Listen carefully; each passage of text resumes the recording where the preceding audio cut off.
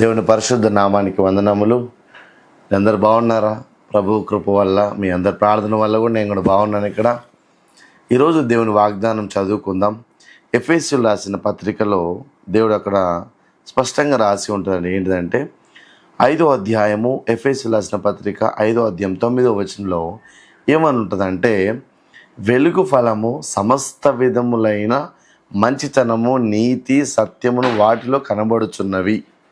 ఈరోజు మన అంశం ఏంటంటే, ప్రేమ దేవుని బిడ్డలారా, నువ్వు ఏం ఫలము కలిగి ఉన్నావు అనేది అంశం. ఈరోజు నువ్వు దేవుని బిడ్డవై ఉన్నావు, దేవుని నమ్ముకోకుండా కూడా ఉన్నవేమో, అవిశ్వాసమై ఉన్నవేమో, మారు మనసు లేకుండా ఉన్నవేమో. నేను అడుగుతున్న ప్రశ్న, నువ్వు ఏ ఫలము కలిగి ఉన్నావు?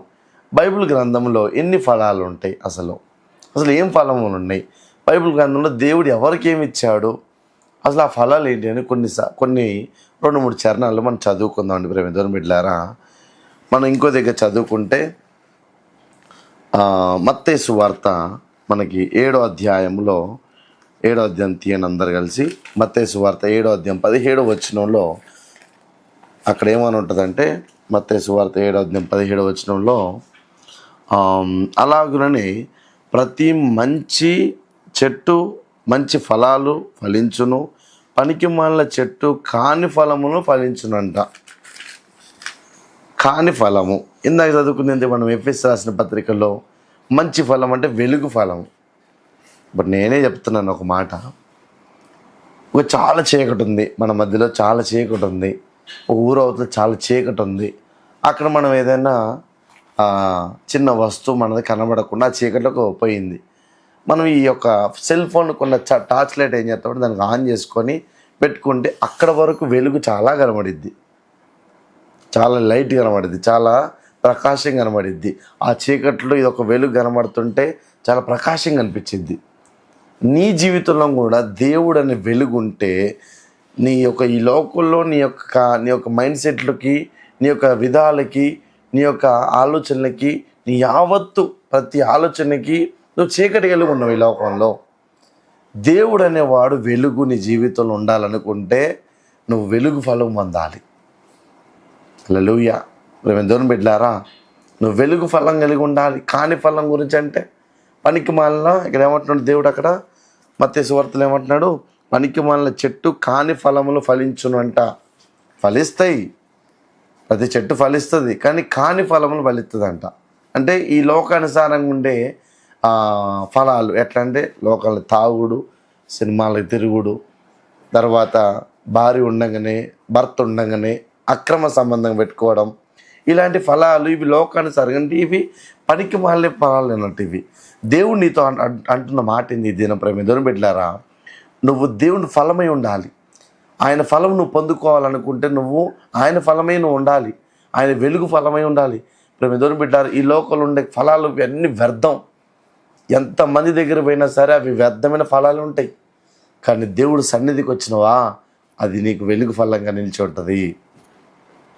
దేవుని బిడ్డలారా, ఒక్కసారి నువ్వు ఆలోచించు, నువ్వు ఏ ఫలం కలిగి నీ లోకంలో. ఇంకో దగ్గర దేవుడు ఏమంటాడంటే, రోమీయులకు రాసిన పత్రిక తీయండి అందరు కలిసి, రోమీయులకు రాసిన పత్రికలో 6వ అధ్యాయంలో 22వ వచనం, 6వ అధ్యాయము 22వ వచనంలో, అయినను ఇప్పుడు పాపము నుండి విమోచింపబడి దేవునికి దాసులైనందున పరిశుద్ధత కలుగుటకే మీకు ఫలము అని ఉంటుంది. అంటే పరిశుద్ధ ఫలము మనం ఏం కలిగి ఉండాలి? పరిశుద్ధ ఫలం కలిగి ఉండాలి. అంటే దేవుడికి కూడా ఏమంటాడంటే, అక్కడ మత్తయి సువార్తలో కూడా ఒక మాట అంటాడు, హృదయశుద్ధి గల వారు ధన్యులు, వారు దేవుని చూచెదరు అని. అంటే హృదయం ఫస్ట్ శుద్ధిగా ఉండాలి, అంటే పరిశుద్ధంగా ఉండాలి. పరిశుద్ధంగా ఉన్నప్పుడే అప్పుడు నువ్వు దేవుణ్ణి చూడగలుగుతావు. ఈ వీడియో చూస్తున్న నువ్వు కూడా ప్రేమ దేవుని బిడ్డలారా, నువ్వు హృదయం అనేది శుద్ధిగా ఉండాలి. హృదయంలో కుళ్ళు, కపటం, అసూయ, నీకున్న లోకానుసారంగా ఉన్న ఆ యొక్క కపటం, కోపం అన్నీ మనసులో పెట్టుకొని పైరూపంగా నువ్వు నటిస్తే నువ్వు ఏది సాధించలేవు. దేవుడు ఏమంటాడు అంటే యథార్థత కావాలంటాడు. యథార్థత అంటే దేవుడు వెలుగు ఫలం నీలో ఉంటే యథార్థత ఉంటుంది నీలో. దేవుడి యొక్క వెలుగు నీలో ఉన్నదంటే నీలో నీతి ఉంటుంది. దేవుడు వెలుగు ఫలం నీలో ఉందంటే నీలో సత్యం ఉంటుంది.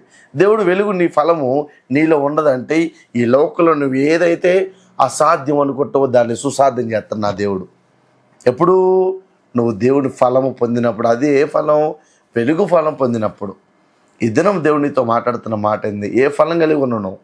లోకంలో ఉన్న ఫలం కావాలనుకుంటున్నావా, లేకపోతే దేవుని కలిగి ఉన్న పరిశుద్ధత ఫలం కావాలనుకుంటున్నావా?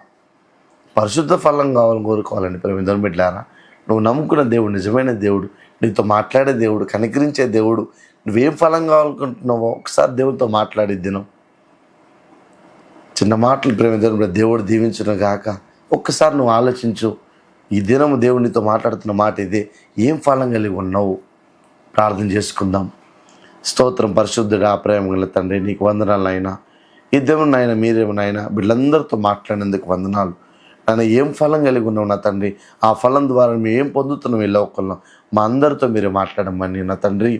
ఇదిగో నా తండ్రి, ఇదిగో నాయన ఈ వీడియో చూస్తున్న ప్రతి ఒక్క బిడ్డకి నా తండ్రి నువ్వే నాయన బిడ్డకి సంపూర్ణమైన ఆశీర్వాదం, సంపూర్ణమైన మారు మనసు యేసు నామములో కలుగును గాక. యేసయ్యా నా తండ్రి, వీళ్ళందరికీ మీరు తోడుగుండమని యేసు అతి పరిశుద్ధ నామములో అడిగి వేడుకుంటున్నాను తండ్రి. ఆమేన్. Praise lord.